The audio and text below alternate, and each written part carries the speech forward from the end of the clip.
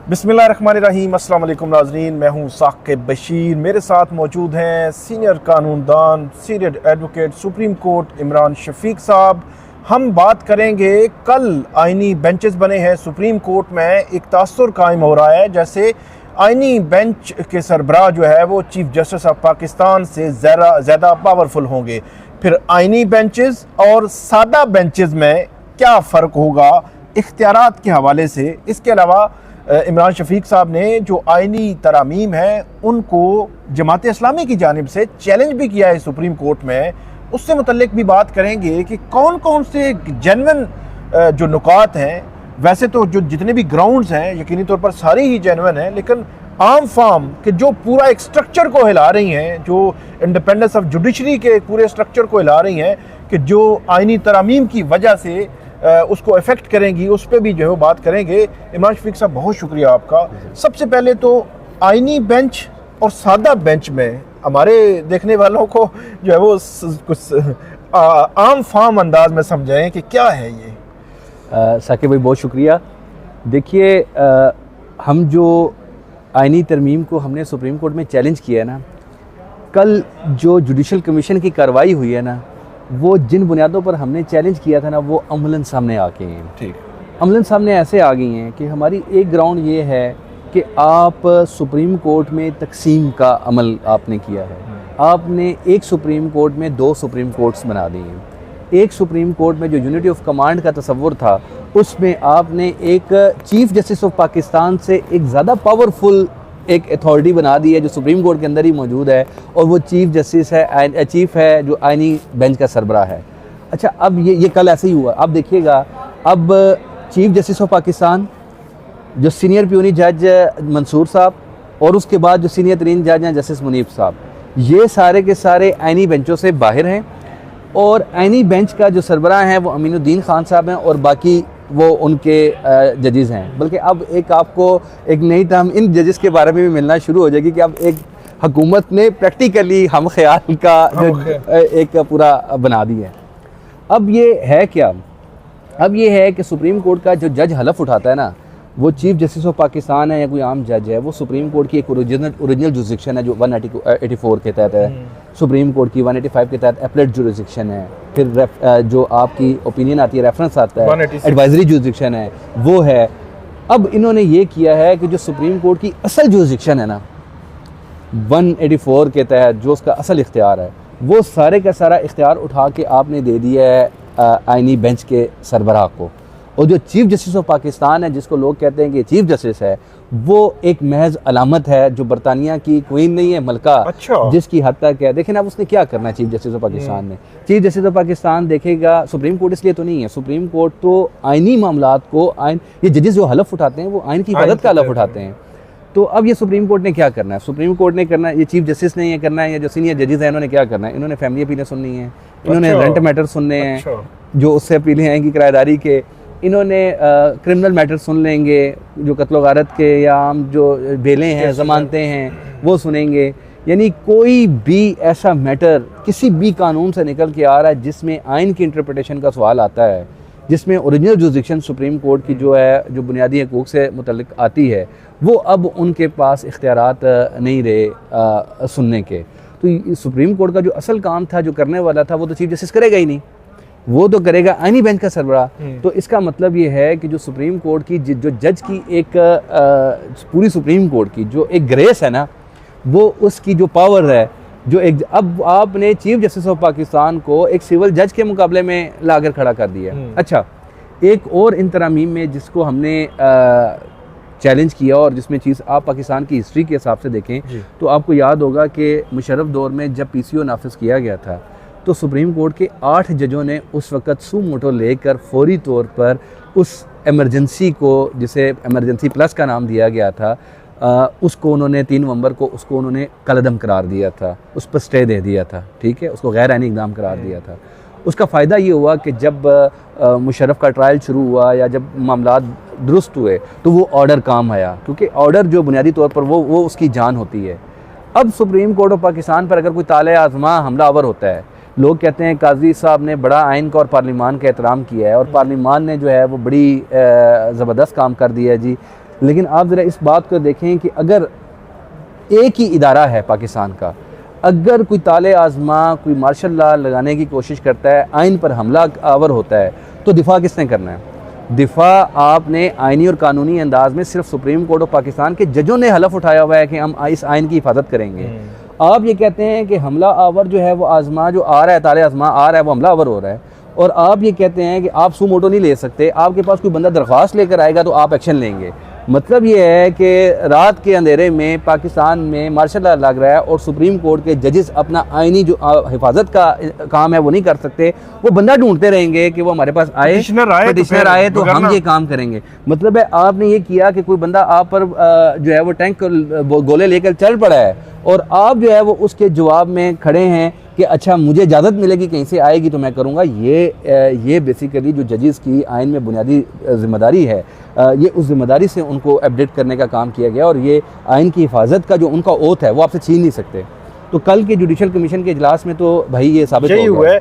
ये बताएं कि जो इंडिपेंडेंस ऑफ जुडिशरी है उसका भी वो अगर इंडिपेंडेंस ऑफ जुडिशरी कायम नहीं रहती, जो अदलिया की आज़ादी है वो कायम नहीं रहती, अदलिया एक जो है वो हुकूमत का एक मातहत इदारा अगर बन जाए, जिस तरह बज़ाहिर लग रहा है कि हुकूमत की जुडिशल कमीशन ऑफ पाकिस्तान में अगर जो है वो उनकी अक्सरियत होगी तो वो सुप्रीम कोर्ट के जजेस भी, हाई कोर्ट के जजेस भी, आइनी बेंचेस भी, हाई कोर्ट्स के भी, सुप्रीम कोर्ट के भी सारे वो लगाएंगे।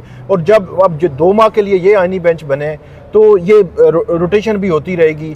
तो इसका मतलब ये है कि बेंच भी वो खुद बनाएंगे, जज भी अपनी मर्जी के लाएंगे और केसेस भी फिर ज़ाहिर सी बात है फैसले भी उनको वही लगेगा कि जो उनके हक में फैसले दे सकते हैं। तो इंडिपेंडेंस ऑफ जुडिशरी अगर कंप्रोमाइज़ हो जाए तो इस इदारे की जो बिल्डिंग है इसके क्या फ़ायदा है फिर? क्या आप क्या समझते हैं?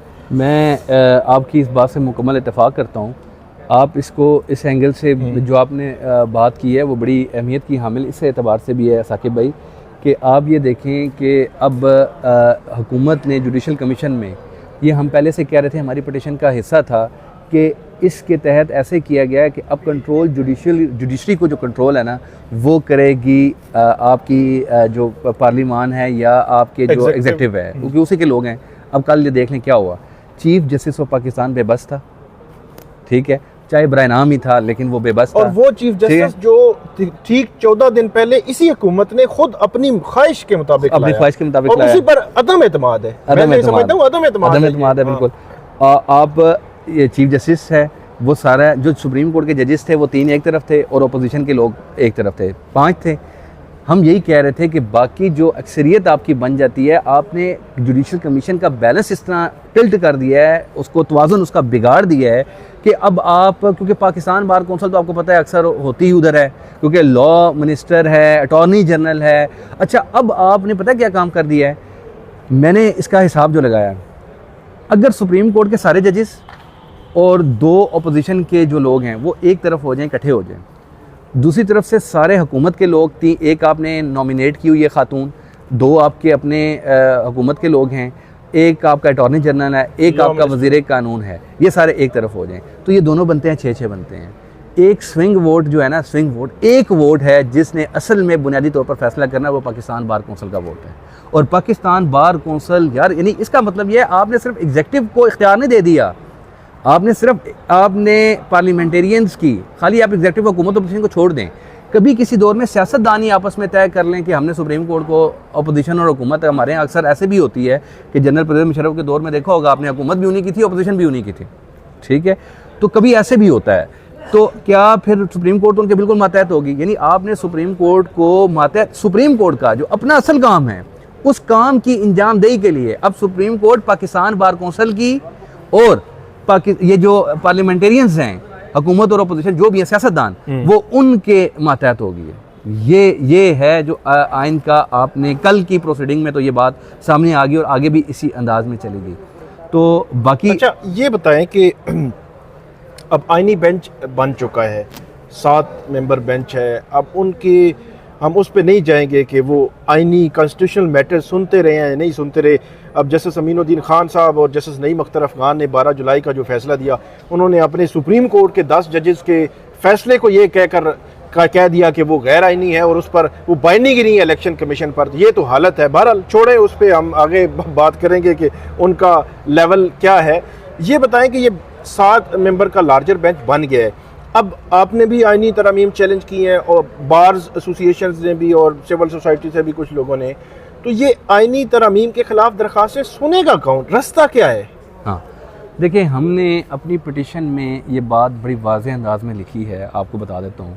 वो ये है कि Sindh high court district bar association Rawalpindi का जो केस है 18वीं और 21वीं तरमीम का 2015 PLD सुप्रीम कोर्ट 401, उसमें बड़ा वाज़ेह तौर पर यह कहा गया है कि आईनी तरमीम को उसके ख़िलाफ़ जुडिशल रिव्यू का इख्तियार वो सुप्रीम कोर्ट ऑफ पाकिस्तान का है। ठीक है।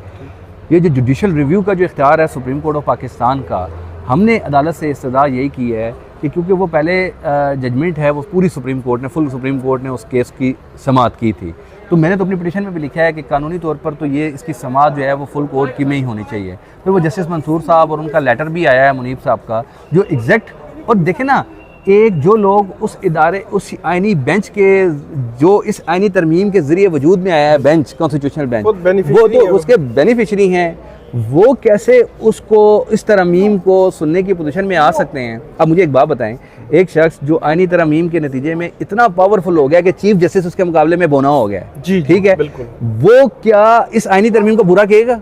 नहीं कहेगा। ठीक है, ये तो वो कहेगा इस आईनी तरमीम को जो इम्पार्शियल किसी तौर पर देखा जाएगा। और मेरा ख्याल है पाकिस्तान का आज तक हमारा कंसेंसस इसी चीज़ पर रहा है कि इस तरह के बड़े नोयत को जो पार्लिमान ने पूरी तरमीम की हैं, तो इन जो पहले की, आपने ये देखना है कि आईनी तरमीम से पहले की पोजीशन क्या थी, क्योंकि आईनी तरमीम बाद का एक्ट है, तो उस पहले वाली पोजीशन पर जाके आपने डिटरमिन करना है कि आईनी तरमीम दुरुस्त है कि नहीं है। इसको वैलिडिटी तब मिलेगी, इसको पाकिस्तान की आवाम तस्लीम तब करेगी जब सुप्रीम कोर्ट की फुल सुप्रीम कोर्ट ये कह दे। 18वीं और 19वीं किसी तरमीम के मुकदमे में ऐसा हुआ ना कि आपने जुडिशल कमीशन बनाया, सुप्रीम कोर्ट ने कहा हम रिव्यू का इख्तियार रखते हैं, हमारे पास ये इख्तियार है कि हम देखें कि आइन के बुनियादी ढांचा या आइन के बुनियादी खदोखाल, salient feature of the constitution से अगर कोई चीज़ मुतसादम है तो हम उसका जायजा ले सकते हैं, और उसमें इंडिपेंडेंस ऑफ जुडिशरी शामिल है।